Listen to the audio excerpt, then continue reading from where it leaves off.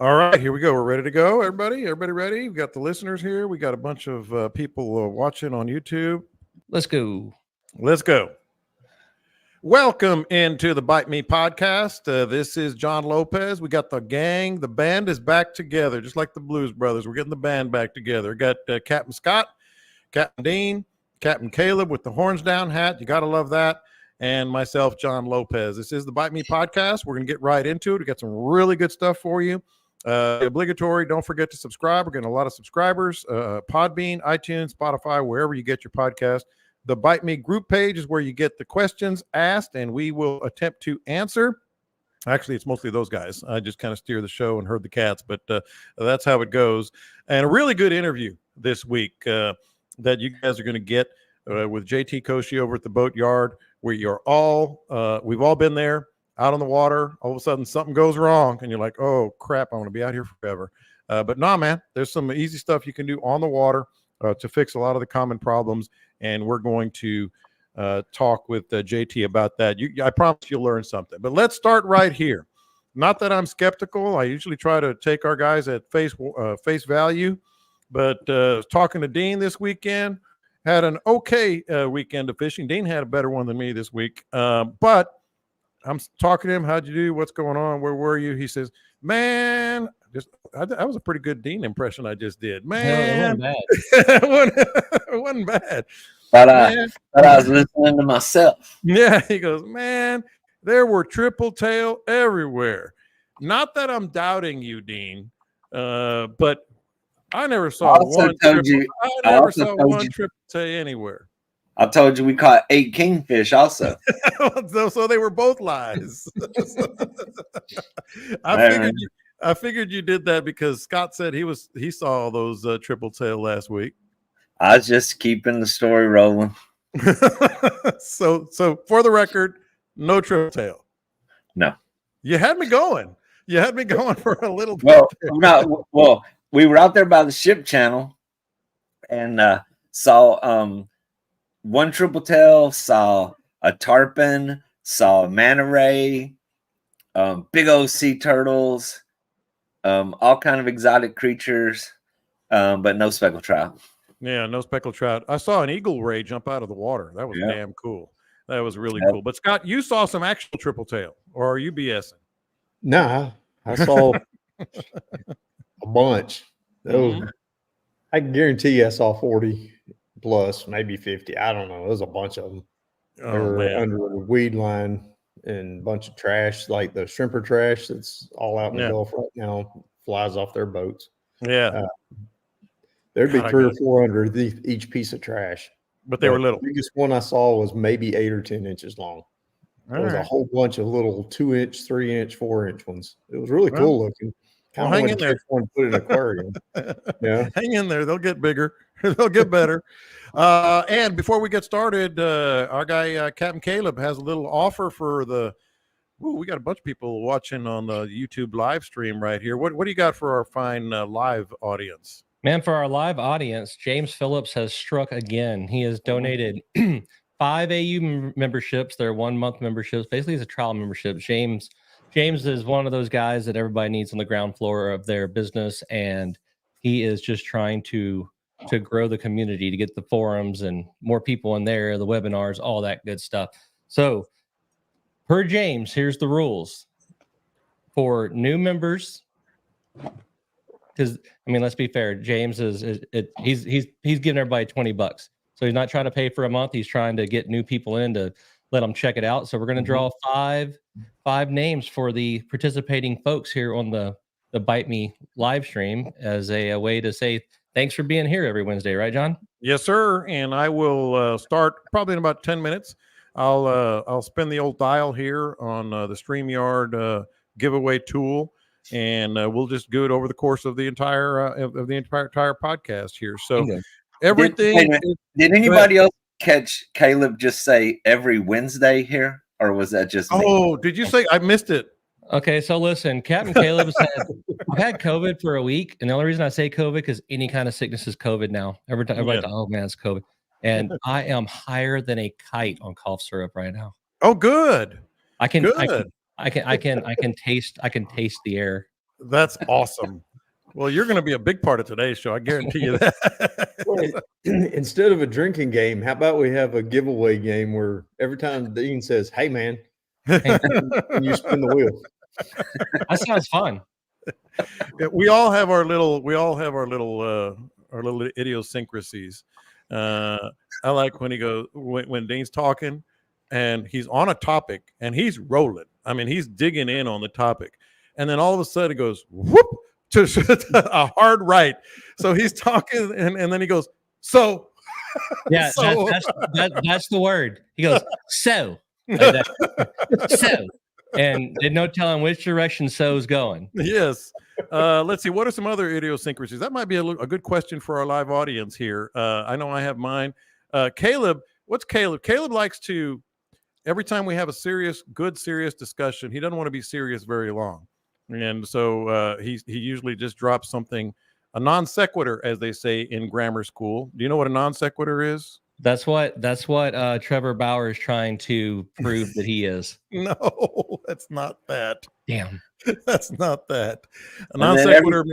every time John uses a word that nobody else knows what it is, we spin the wheel. Let me throw John's out there. John and the word YouTube has a CH in it. It's YouTube.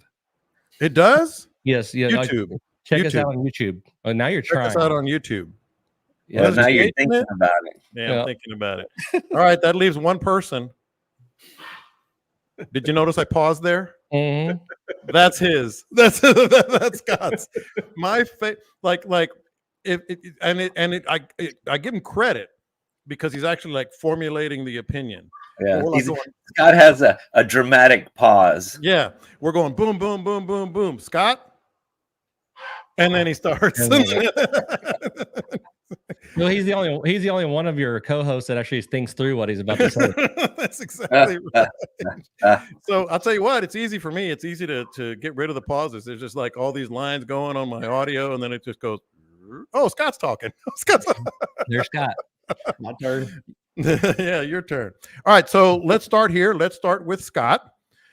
This is just sort of a little update. We had I guess it was a question on the group page. I'm not 100% sure. I saw it somewhere about drones and the surf. Did y'all see that, or am I imagining something? Maybe I saw it somewhere else. I saw it somewhere. Yeah, about like, can you use drones? Well, we've had plenty of drone discussions. We're not talking about that. Scott clarified it with, I believe a game warden, that you really can't use them to fish. I did look it up, and the question was about drones and dropping baits as you're surf fishing. Lo and behold, I looked it up.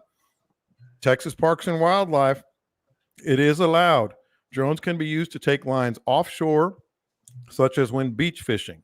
The line can be fitted with a release clip or a mechanism to drop bait into the water. So there's no real like topic there, but the question I have for you, Scott, is I don't know if we're ever going to have a full answer on drones.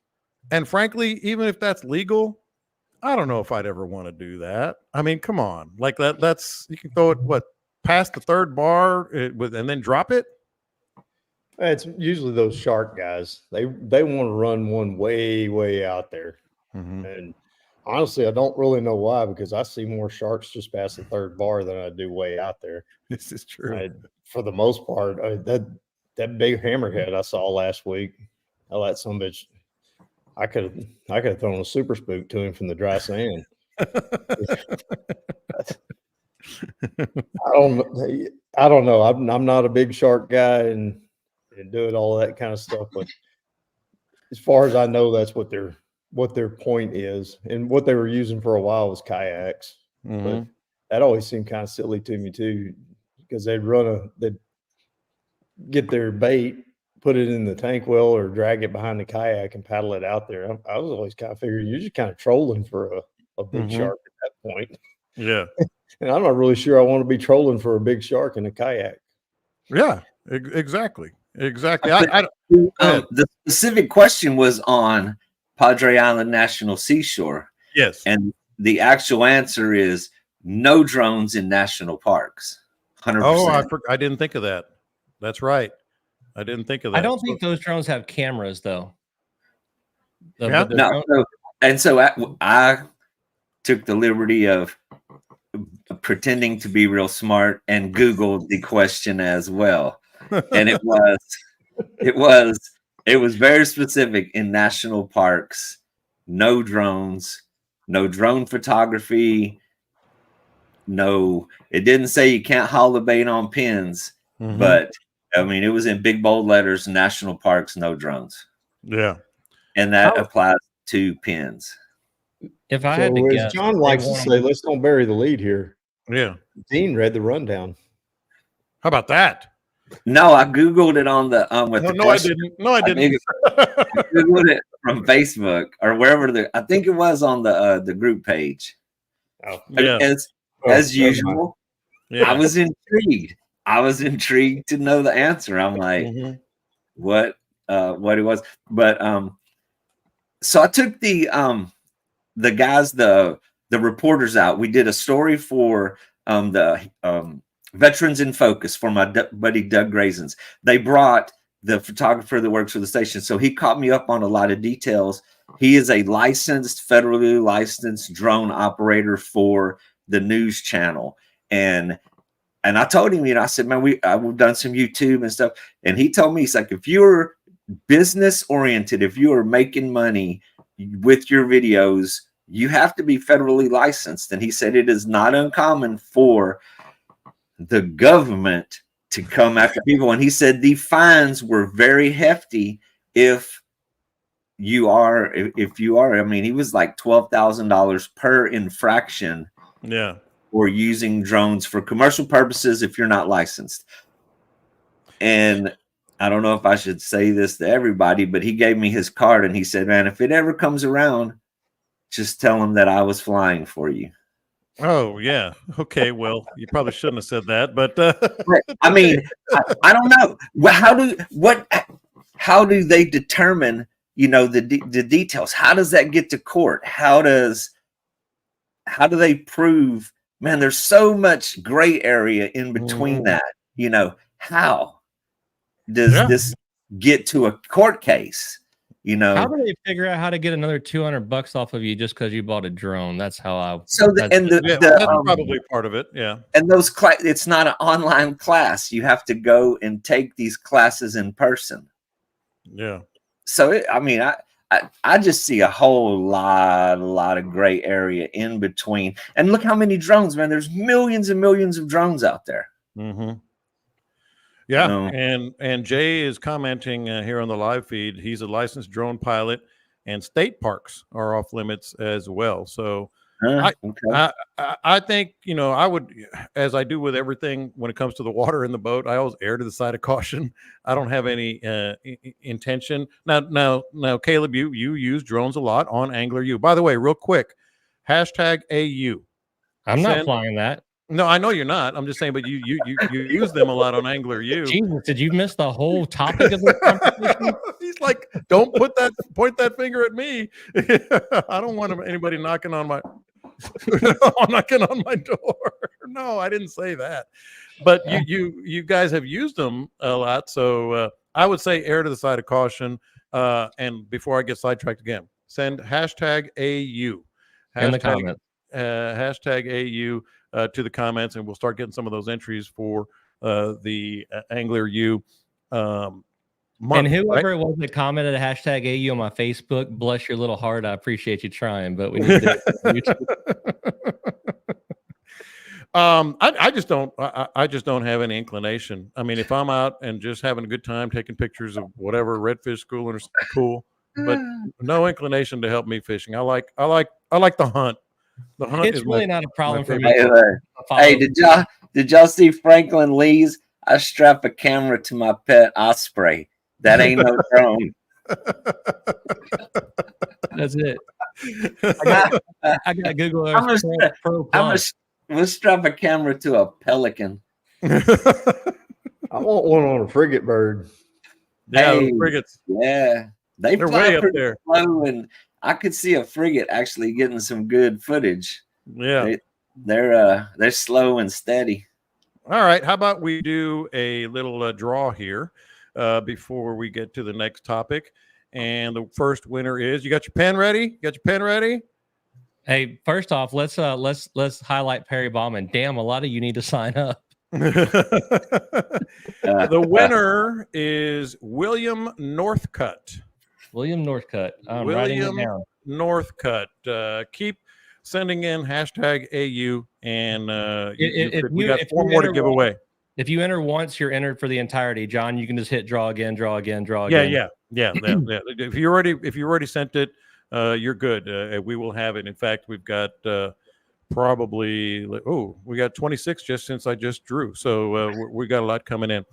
Bunch of cheapskates in this group, isn't it, John?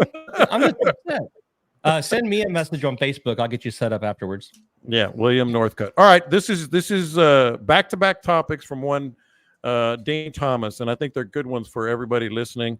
Don't forget, we're gonna have some on-water fixes to problems you may experience with that really good interview with JT Koshy in a little bit.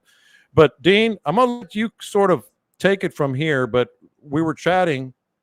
We were chatting at your house or at the ramp or what? I mean, at the marina or whatever. And you said, "Hey." So I said, "Hey, man." Hey, man. So this is a good idea. So this is a good idea for the podcast. And the gist of it is, our fish feeding habits seasonal? And you were talking about how the fish have been acting at various times during the day. And I thought that was a really good, because you're personal up close. You've been out just about every day for the last, 2-3 weeks. And I remember now. You've picked up on something in terms of, it's not so much about the majors and minors. Maybe it's an effect, but the fish are just feeding at different times in the dead of summer here. Well, it's all coming back to me now. That's what I'm here for. That's what I'm here for. Well, at first he was thinking, what the hell is he talking about? He was like, what the hell am I going to say? Well, we talk about so many things, it's hard to recall specifically what you're going to toss back at me. But so through the summer, through the heat, through like the last 2 weeks, the bite has been following the major and minor feeding periods directly. I mean, I watched from almost 3 weeks ago now on the new moon where the bait and the action was happening at the crack of dawn. I mean, it was like clockwork for an hour and a half, catching them. They would shut down a couple hours. And if you stuck it out to noon or past, even in the heat of the day, boom, they came alive again. We started catching some nice fish. And that rhythm went back about an hour later, to where this past week, you go out there at the crack of dawn and all those mullet, there was like a mullet circus. They were just silent for the first hour and a half of the morning. And then all of a sudden, boom, boom, everything came to life. And what I was talking about is that in the cooler weather, in the fall and the winter, because the temperature is more favorable for feeding fish, just the conditions are there for more activity throughout the day, that rhythm is not as important as it is in the summer. And maybe it was just this month that it was important. But, during the fall, when it's all good, you can stay out there and you seems like you just got a good feeling about catching fish through all of the hours of the day. But lately it has been on a very specific rhythm. I think this time of year, whenever it's August, it's hot. I call it a doldrum this time of year. I think that it takes more things. There's a word, but again, high as a kite right now. It takes more things to like stimulate them into eating. Where the majors and the minors do matter, the right water movement does matter, versus the spring and the fall when the water's cooler, the fish are feistier. They feel better. I think there's even hey John, circadian rrhythm. How about that? Circadian rhythm? Yeah. I don't. Sounds right. No, that's right.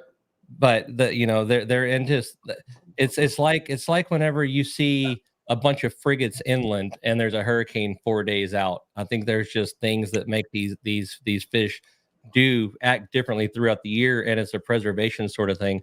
I went bass fishing all day long. I say all day long. It seemed like all day. 3 hours in Pat's bass tank the other day. Pat's bass tank is the kind of place where you catch 30 fish in an hour per fisherman, right?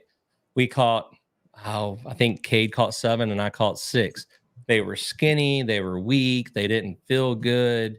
And so I would think if they're acting like they did in the fall or spring, or they're really active and moving around, that'd actually be detrimental to them versus conserving what they have, eating when they have to, and chilling until the good Lord brings a thing called October around and says, I'm really sorry for that bullshit the last couple of months, but enjoy yourself for a while.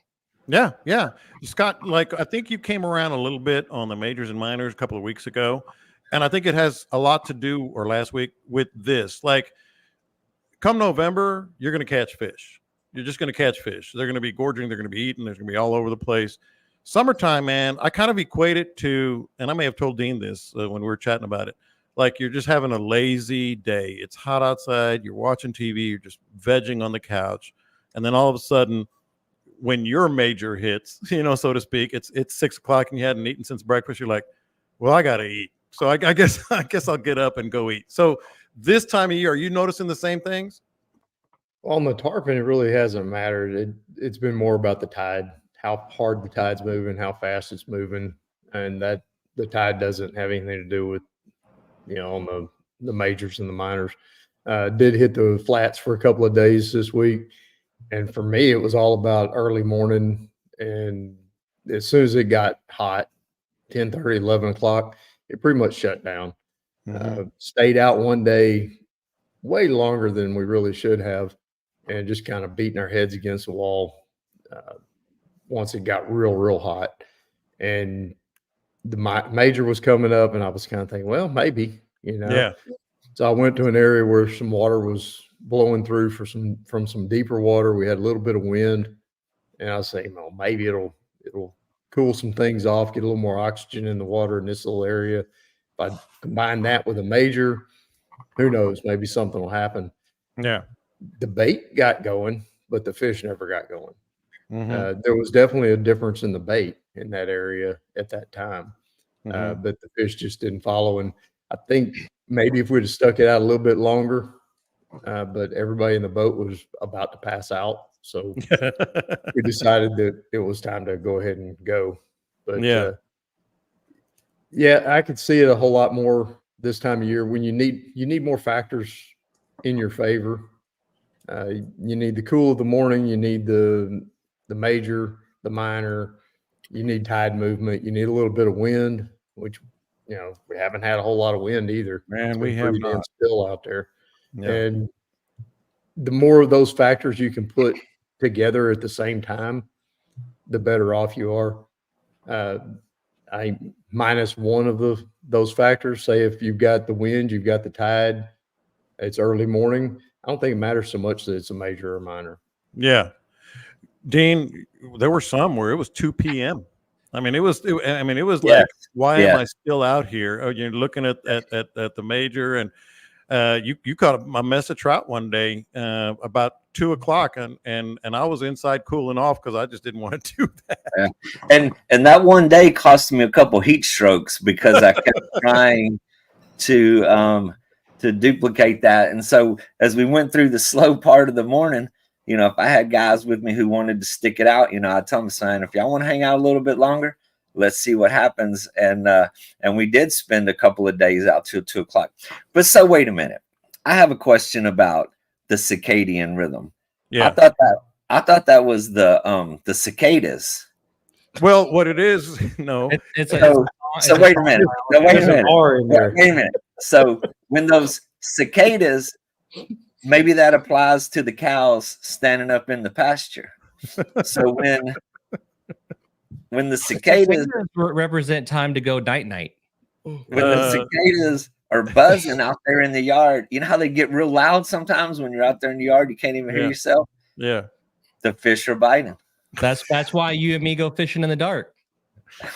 I think you all have got this really screwed up. I think you guys have got this really messed up. Circadian rhythm isn't about the bugs.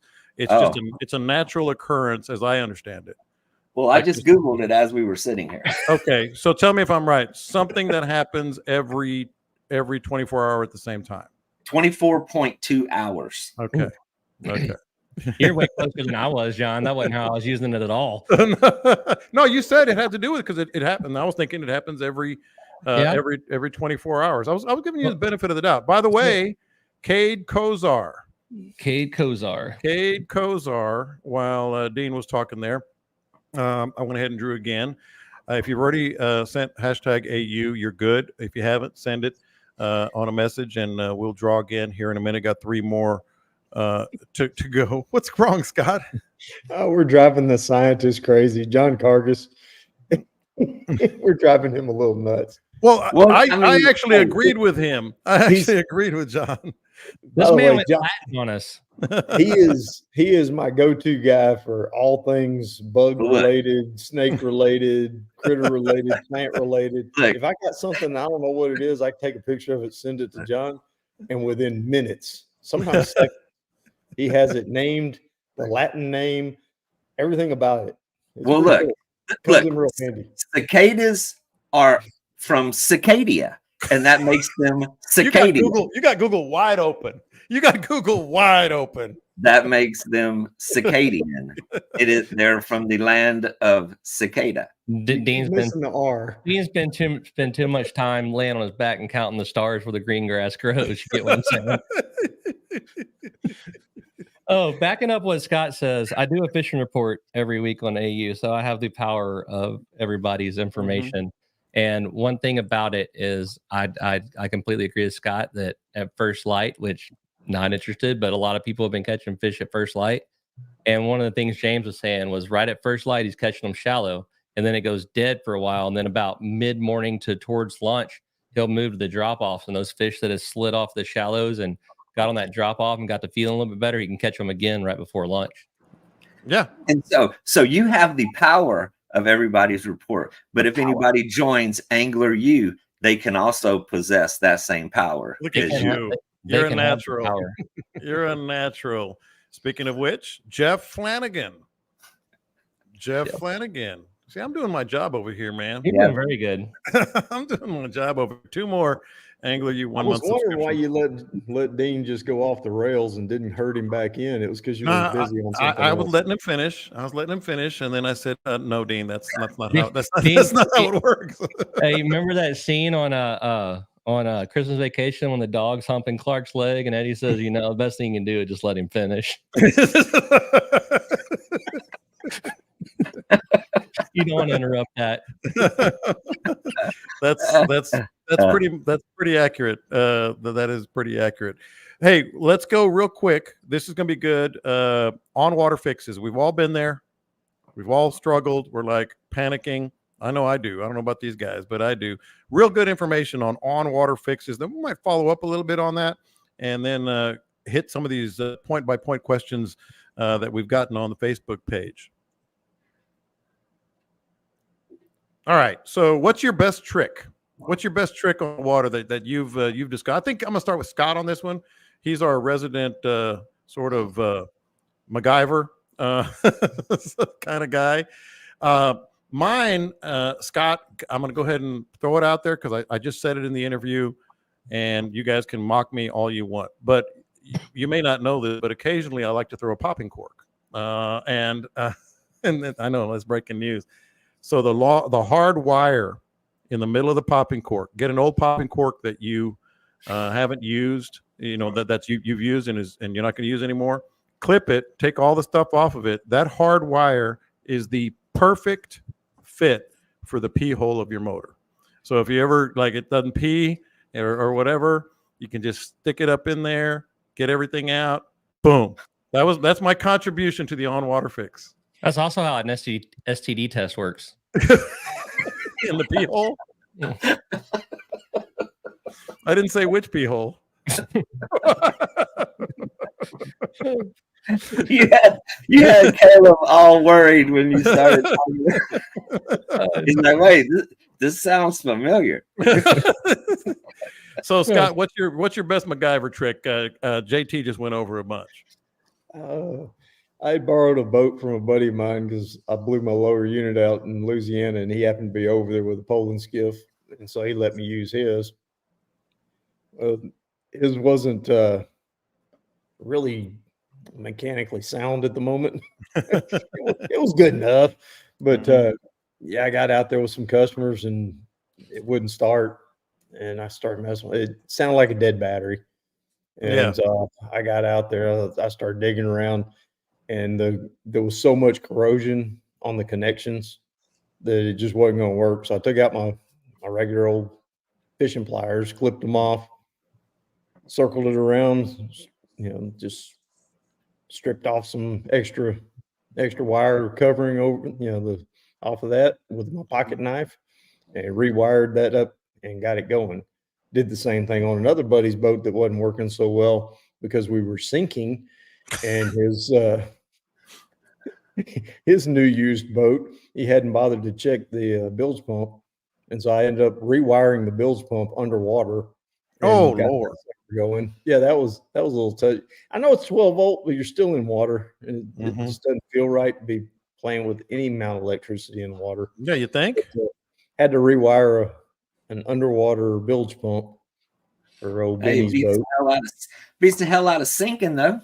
Yeah, it sure beat sinking, and it beat what we were doing was bailing out with some little cup and trying to bail out an entire boat with a couple of cups.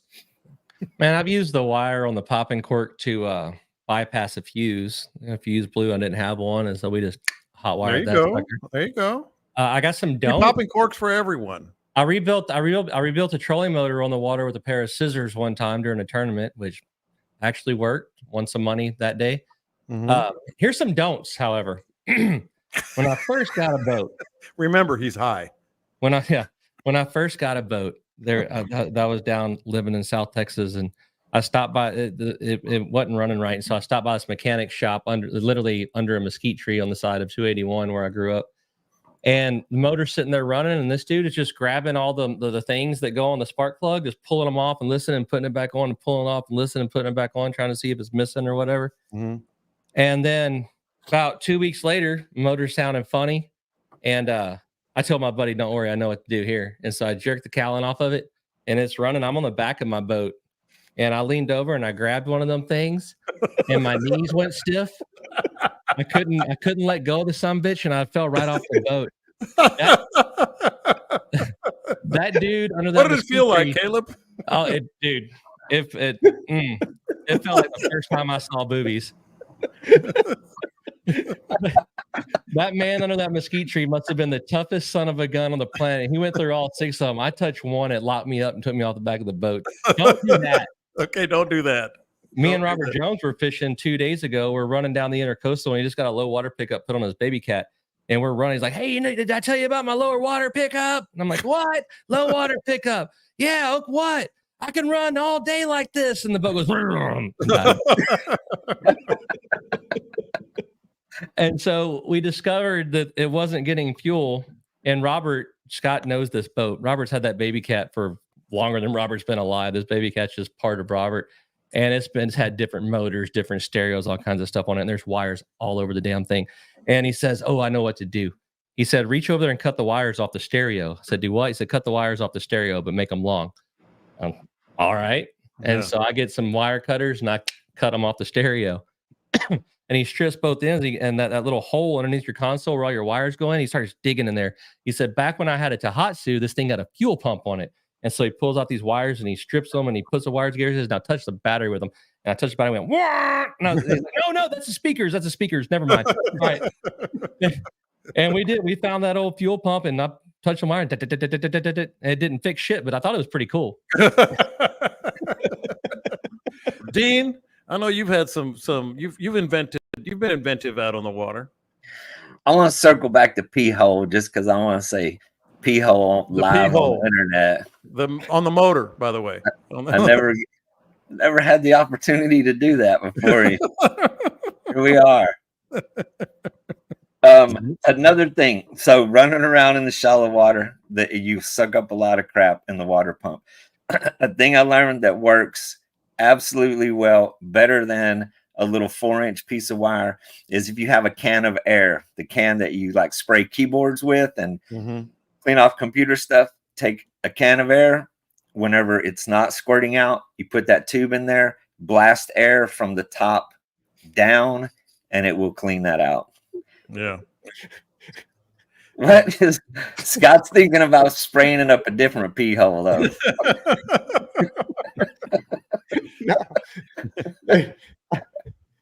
Pop your ears that way. Yeah. My previous Dramatic. boat, I had a clogged up pee hole in the previous boat. I'm gonna cut that, by the way. I'm gonna cut that, by the way. That's gonna be a drop. Nothing to be ashamed of. That's gonna be a drop. Scott saying I had a clogged up pee hole. We've all been there. Yeah. And, so I got to the house and I had my air pump in here, and I said, I bet if I just shot some air into one end of that, something will happen. Blow it out there, kind of like Dean's talking about. Well, I got my little blower up in there, and I had that thing cranked up probably about 110, 120 pounds, give or take on that big tank. And I set it in there. I got it in there real tight, and I hit the little trigger, and something shot out of that sucker.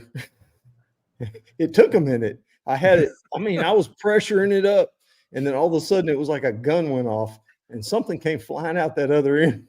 It made the dogs run. Dogs were running for cover, scared the crap out of me. I don't know what flew out of there. I have no idea what was. You never found it? It left the property. I don't know where it went. It may be orbiting in space. It went a long ways, but it was something pretty solid. I'm not really sure what that was. So Go ahead. The post this evening on Facebook. Bite Me episode 600. Captain Noel says, if your pee hole is clogged, find a good blower. He had me. I put the blower on my pee hole. I completely lost my train of thought. So these are actual quotes from today's episode. I'm high as a kite right now.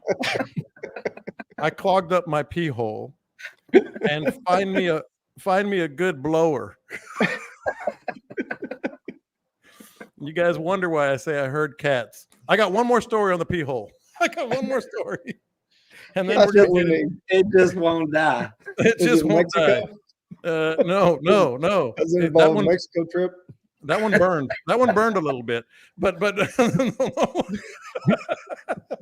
it took about 2 months and some penicillin. But either way, okay. I got one more quote on one more story about a pee hole. So this happened probably about 2 years ago, and I always check it like we all do. Hey, is it peeing? That kind of thing. I'm look back as I'm going, and so my wife actually said, because it was sort of just trickling out because I was just idling, and she goes, does that look right to you? And I said, it looks like mine. That's how I pee. It's just a trickle. It's just a trickle. That's all it is. Looks good to me. Looks really good to me. Looks about right. All right. Good enough. Let's reel this sucker back in. On a more serious note here. So this is just infuriating to me. I know it is to you guys. You all commented on it. Scott, I know you did. And it's kind of like the question is this the smartest thing I should do? Is this the smartest thing I could do? And what it leads to is some other questions that we got on the Facebook page that we're going to get to. But I guess you were at a gas station, Scott, and there was just dead croaker all over the place. Somebody posted a picture of the boat ramp, and there were just dead croaker all over the place. Everybody knows how we feel about fishing with croaker. Whatever, there are people who do. What the hell are you buying that many for? And what the hell are you just throwing them on the concrete? Oh, me. Go ahead. It's because that jackass named Scott got the limit reduced, and we had to want to At the end of the day, this is Scott's fault. This big circle. I was at Speedy Stop here in town. Everybody stops there to get gas, and right in front of the damn gas pump where you step out of your truck, somebody has thrown a whole bunch of dead croaker on the ground. Mm-hmm. And right before daylight, they were there fresh. There was still a little water to it too. So I guess it was like Sunday morning. I'm guessing somebody fished on Saturday, going to fish again Sunday morning. And while they were sitting there getting gas, they realized, oh, we left a bunch of croaker in the live well, and we need to get rid of them before we go load up with the next load of $high croaker. And so they just throw them right there on the ground, right where everybody walks. Yeah, a lot of people say, well, you got to feed the seagulls. I'd rather not have those rats with wings hanging out at the gas pumps. Yeah. Speedy stop. You know, if you want to dump them out, dump them in the water, dump them, you know, feed them to the seagulls down there by the boat ramp or something. But yeah, that was just kind of rude and unnecessary. Well, that's just a dick move. I mean, whoever did that knew they were gonna. I saw two trash posts like that. You did? Yeah, I saw Scott's and then one that was a different place. Yeah, it was another one. It was at the boat ramp, I think, or just outside the boat ramp in the parking lot. Either way, I mean, it's just as bad as throwing your trash out on the ground. Well, maybe even worse because, you know, if I step in croakers and then I step in my truck, it's just going to be a mess. Yeah. I mean, somebody else could pick up the trash and put it in the can, but ain't nobody going to go around and pick up a bunch of stank ass croakers off the ground. And at that point, the seagulls don't eat them. Yeah. I mean, the birds don't even eat them at that point. Well, my thing is, you're at the boat ramp. That's on the water. That is literally on the water. And, you know, maybe some of those croaker were alive and, you know, could have moved on or whatever. But I just I think that the reason I wanted to bring this up is like the bigger picture to me is just have a little regard. You can be a croaker fisherman and we don't agree on that. That's fine. But just a little regard for the ecosystem and for what we do, you know? And if you're at the speedy stop, you are 2 minutes from the water. Yeah, exactly. It ain't like you made it to Victoria and then you realized you didn't throw these things out when you were there. The other part is they empty the trash pretty regular there at Speedy Stop because everybody puts their empty water bottles and all that in their trash, fills up pretty quick. The trash can was literally 5 feet away. Yeah. Could have thrown them in and you can put that in the same category as the people that come down to the causeway between Aransas Pass and Port Aransas they set up their little pop-up wind tents, and then the wind shreds them and blows them down, and they just walk away from them and leave them on the ground. After Memorial Day, 4th of July, you walk out there, there's like half a dozen of them, guaranteed. Yeah. Same dude. Same dude that throws his croakers at the gas station. But it's funny whenever you started that question about what was the actual how did this start was the dumbest what is this the smartest thing I could do? The smartest thing. I thought I was going deeper. I was questioning my career choices before I realized it was croakers on the ground question. Well, I mean, it's like Jay Schultz has put it better than I have. He said, you know, croaker aside, just clean up after yourself. And then he said, a lot of fishermen are just pricks. I mean, and I guess that's what I'm getting at. Like just a little regard for things. The shoreline fishermen, I'll never understand it. Why they travel, they come, they're attracted to the water because it's beautiful. It's a beautiful place to sit and spend the day. And they turn around and leave line on the ground. It's just, I mean, they just walk away from their little weekend fishing trip and leave a pile of shit just on the ground. Yeah. Caleb, Jonathan Dirks, as in Dirk Bentley, has won the 4th 1 month subscription. Jonathan Dirk, I'm going to do another draw. If you if you message #AU and you haven't done it already, we'll take it from there. All right. So then this is that, you know, that kind of led into the next Facebook world problems in terms of fishing that we're here to solve. Blue redfish tails got a lot of run on our Facebook group page. For the life of me, I still don't know. Like everybody had a theory. Caleb, you know, I want to get to you first. I know you probably talked to a lot of people. You know, Scott, Dean, everybody. Oh, that redfish. You've caught a lot of redfish with that blue tail. You got one right over your right shoulder. What is that? That's a trophy from the Professional Redfish League. Man, I don't know. I've heard crustaceans do it. I heard iodine does it. I kind of feel like I see it more often when the water's cold. Mhm. Maybe he's just frustrated with the female redfish. I don't know. He's got blue tail. He's got blue tail. I've always been told it depends on what they're eating. I've never looked it up. I think it's cool when I catch one.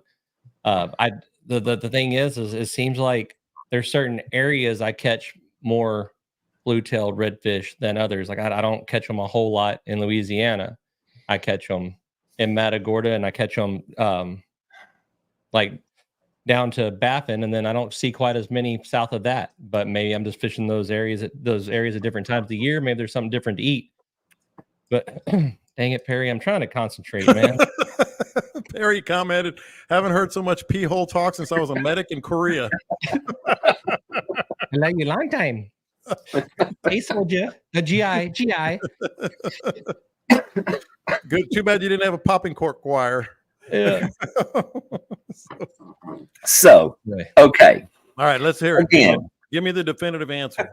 I am not. There it goes. So I am not a marine biologist, but I pretend to be one sometimes. Mhm. No need for a lot of background on this, but from conversations that I've had with people that are way smarter than me, there is natural variations in nature, whether it's birds, deer, fish, whatever, dogs, cats. They are just natural variations in color patterns in the same species of animal. It's a theory, one of the theories out there, that some are brighter than others, some are darker than others. It's in their DNA, it's in their genetics. It's hereditary. Some have bluer tails than others, and if you want to, the spoonbill thing, the pink birds that fly around out there. I've heard this more than 100 times. The birds are pink because they eat shrimp and they get iodine. Well, how come seagulls aren't pink? How come pelicans aren't pink? Help me out with that one. It is a natural variation in nature that some redfish have bluer tails than others. And so you have some redfish that are really orange, they're really bright, they're really gold, and you have others that are really pale. And some people say, well, they've been in the sun, they've been in shallow water, they got a sunburn. They have been in dirty water, they don't get exposed to the sun, and they're more pale. And in Louisiana, they're a different color because it's muddy water. I'm going to go with the natural variation theory. Scott? Yeah, I've heard my whole life. I knew Scott was about to talk. There was a dramatic pause.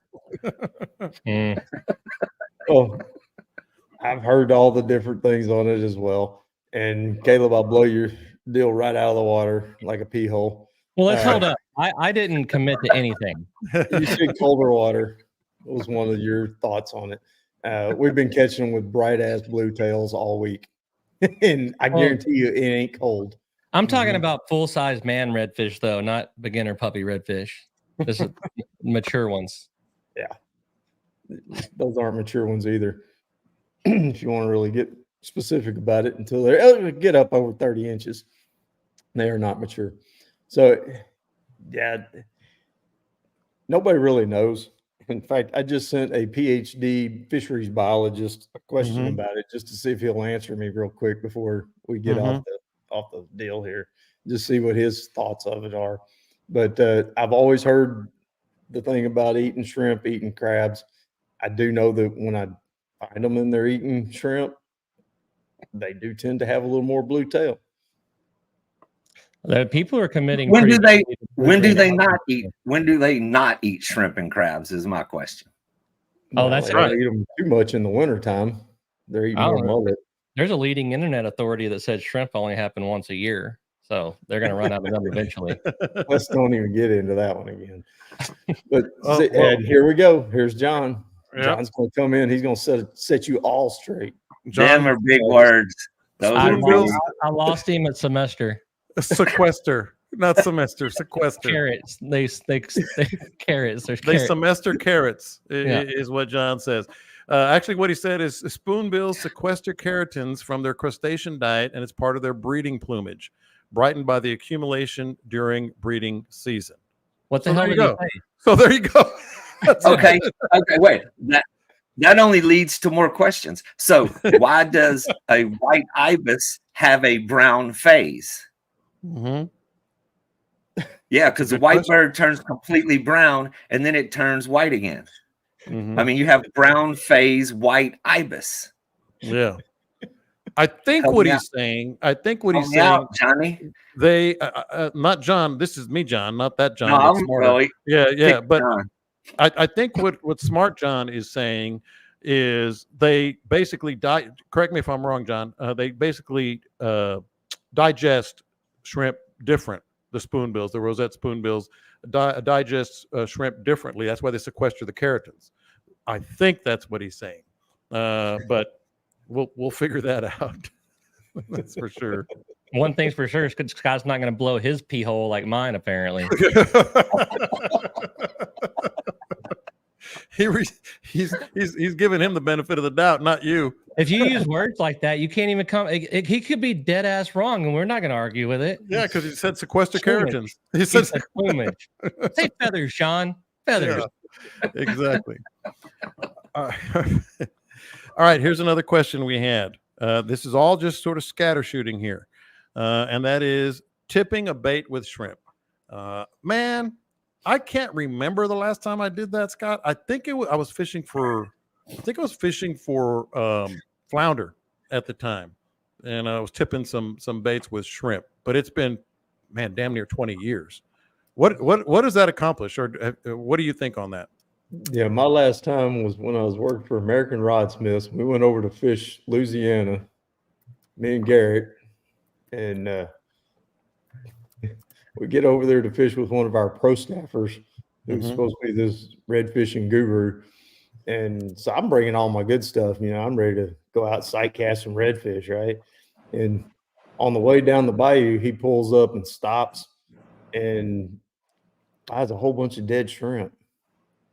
I was like, I don't know what the hell we're doing now, but this is a redfish trip. And then we proceeded to put on 1/2 ounce jig heads and thread dead shrimp tails onto 1/2 ounce jig heads for some damn reason, and go over to this deep cut and throw it in there and catch a bunch of black drum. Okay. Yeah, that was our big day. It wasn't exactly what I was hoping for by going to Louisiana to catch redfish. Yeah. But yeah, I mean, it'll work. I mean, it's the same thing as using dead bait and throwing it out there on the bottom, bouncing it along. That's what I'm wondering. Maybe that's why I just stopped. I just didn't get it. Dean, you've been out on those shallows a long time. You got guys that do that? I have to honestly say I have never participated in that type of behavior. Yeah. Next, we're going to talk about positraction. Like in my cousin Vinny. That's basically what we're doing here. Okay. That's a Joe Dirt. That's a Joe Dirt quote for those. Yeah. All right. Last winner today, Caleb. Michael Seiler, Seiler. So there's your five. There's your five guys. Get a hold of me, fellas. What's that? Get a hold of me, fellas. Yeah, get a hold of him. And then the last one from the Facebook page, as we scatter shoot here, Rusty Hooks. I'm not going to lie. There have been times where I've really taken the extra step and cleaned them, sharpened them, all that. I just toss them now. I know that's not for everybody. So do you guys, Caleb, what do? You get a bunch, you're out in the water all the time. You get a bunch of dusty hooks. Do you just toss them? Do you do anything with them? People are wondering about that on the group page. Man, I hope Larry isn't watching right now, but I toss it when it looks funny. Yeah. I'll call him, tell him I need another bag of them. Yeah. If it's rusty, it doesn't bother me that much. It's whenever they start pitting, and I get that on my top waters and my quirkies. When I feel like that hook is weakened, that's when it really bothers me. Other than that, I mean, I have a little process I do where I don't get rust much anymore, but until it's pitting, it doesn't bother me a whole lot. Well, don't keep it from us. What do you do? Oh, I come home, I put my wading box in a sink, and I rinse it pretty good. Then I plug the sink and I get the water to just about the top of the wading box. I dump some salt away in there, swish it around, give that an hour or two, come back, drain it, rinse it again, let it dry. There we go. Pretty simple, pretty easy. There we go.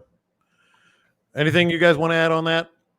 I fish with rusty hooks. I tell people that the iron attracts fish. Keep the hook from slipping out. It gives it some traction. The oxidation, Yeah. The fish like that smell. Yeah. They work better. Mhm. Robert Jones doesn't cut any of the knots off his top waters, and then when he ties back on, he said it's to prevent his knot from slipping where he doesn't want it to be. His things look like a catfish. Oh, whenever- yeah, his little whiskers. yeah. Yeah. I know got a bunch buddy guys of that do mine. that. He leaves the tag in on there. He said the fish thinks it's whiskers. Yeah, There you go. I know a couple of guys that leave the whiskers on their baits.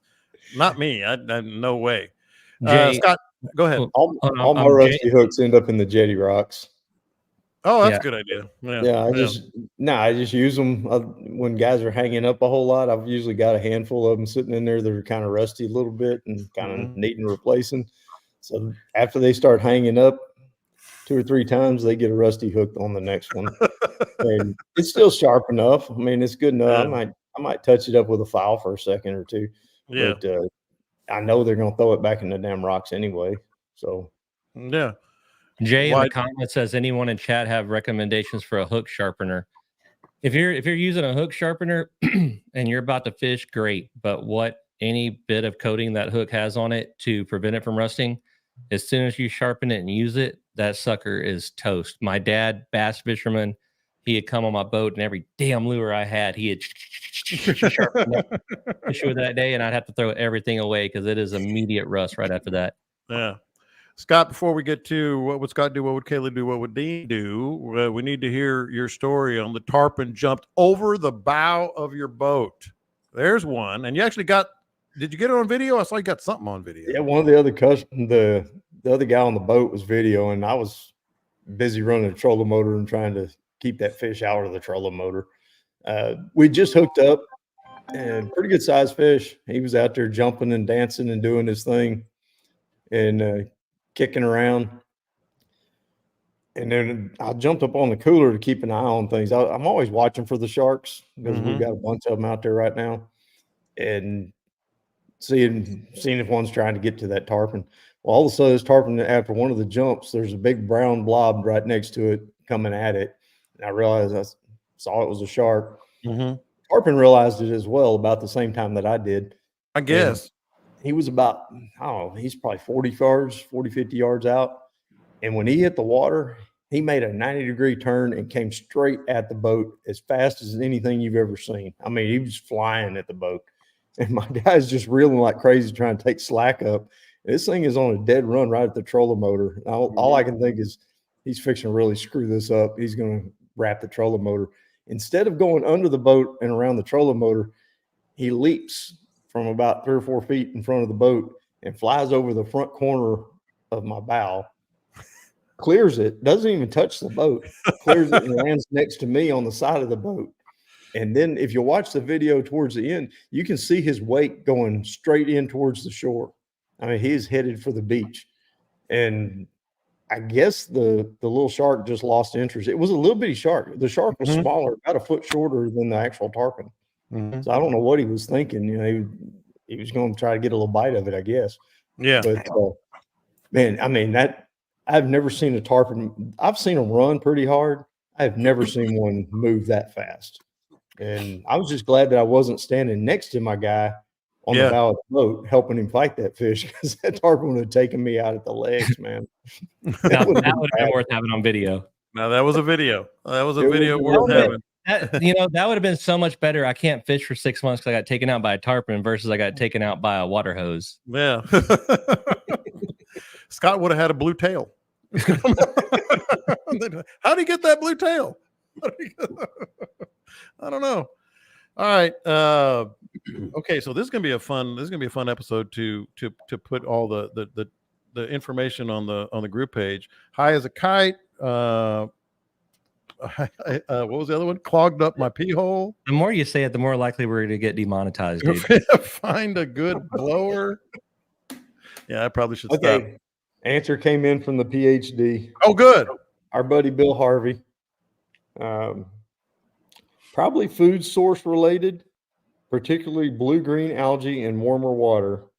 But that's only an educated guess. Atta That's girl, a PhD educated guess. That's better than our guesses. I don't know about you, Dean. I ain't buying it.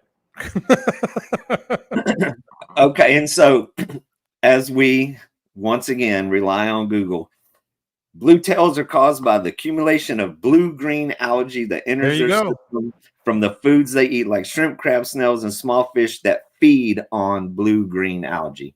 Okay. Phil and Stacy Gentry nailed that. John, see the Cargus, he used all them big words. He didn't even try to touch the redfish tail. Like that's just a dangerous topic today. Apparently, Scott gets all sassy.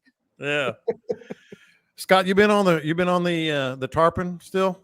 Oh yeah. I know you were the other day when he jumped over the bow of your boat. Yeah. Tarpon was on me. I was on him. It was a big thing. It was all yeah, up on your feet hole. There's been plenty of tarpon out there on the days we can get out there. It's blowing a little bit today. Would have been a little rough. I got juveniles in some areas. I got full grown ones in other areas. I got redfish up shallow running around with this lower tides early in the morning. I even went out and wade fished the surf one morning on Saturday with a bunch of buddies of mine. And as soon as I stepped out of the boat, I went 5 for 5 with the topwater. It was really good early. As soon as that sun got a little bit up, it was done and over with. It didn't take long. But we caught a few keepers. Most of them were a little on the small side. But I tell you what, everybody that came to Port O'Connor went out in the surf on Saturday. There was a boat every 200 yards down that shoreline. It was amazing. Yeah, I was going to say, everybody that came to Port O'Connor came to Matagorda on Friday because them suckers were scattered from jetty to jetty. Yeah. It was a boat show. I mean, it was pretty impressive how many were out there. I ran the surf after trying on off the jetties to try to get a kingfish. Nothing happened in there. Then Dean started lying to me that he caught 8. But I ran probably 3 or 4 miles down the beachfront, but it was too late. I mean, it was after we had fished in the morning. It's kind of what Scott's talking about. Like I put the power pole down on the 3rd bar and just started that wasn't squat. I caught a ladyfish. But Caleb, what would you do except avoid the surf? Man, it's pretty much the same as last week and it is next week. Early in the morning on the flats. Probably early in the morning on drop-offs, later today in the flats. The back lakes have had some fish in them. The tide was so stinking low up here whenever we went that it was kind of hard to get to them when the tide was out. When the tide was up, it was pretty good fishing. What are you giggling at? Oh, John. What did I do? Oh, yeah, he said. Oh, yeah, he dropped sequestered algal pigment accumulations on redfish tails. I said it. I said it. Show's over. Yeah, we're not going to be redundant here, Dean. I think we all are thinking the same thing. And Caleb just said it. What did you call me? Dang. This has degraded to name calling. I said Dean. Anyway, so not to be redundant, but anything you want to add? I mean, dang, there he goes again. It's the same thing. Then, if you're redundant, you wear that tall white hat like in school in the 50s. Yeah, you sit in the corner with your face in the wall. I was actually thinking about shifting up the game a little bit and kind of leaving the flats alone early and going to the edges of the drop-offs first, shifting up the game a little bit. But I never know what I'm going to do till I get to the end of the channel, to be honest with you, when I get out to the edge of the marina and I have to make a decision. Yeah. Got to pick one. Got to pick one. I'm still waiting for the off the beachfront to open up, but we'll see about that, I guess. It looked gorgeous the other day. Just nothing happened. It was gorgeous. So, and on that thought, I mean, the bait are there on every square inch. Down on the bottom, I saw ball after ball of bait are there. They're just not getting pushed up to the surface. Yeah. So that's what's happening at the Port A jetties. Caleb, you look like you have something to say. Oh, yeah. You good? Yeah. So, what's your favorite brand of cough medicine, Caleb? Tussinex. They got that hydrocodone. Make my nose tingle. On that note, we'll leave it on the hydrocodone. Fun show, guys. Hope everybody has a good week. Hope you stay out of the hot weather, man. It's been brutal out there. But if you do fish in the afternoon, make sure you get some cover and wear a hat. Stay cool. Get those cold rags ready and catch some fish. You guys, appreciate you listening, man. Appreciate you joining us and signing up for the podcast wherever you get your podcasts. We love you guys. We'll have some more information for you on the feeding frenzy. Didn't want to overwhelm you with that this week, but we have a lot more coming next week. And of course, Angler U has got those 5 guys. Be sure to 5. I think it was all men. 5 people. Be sure to reach out to Caleb and he'll take care of you. All right. Appreciate you listening. Don't forget to subscribe.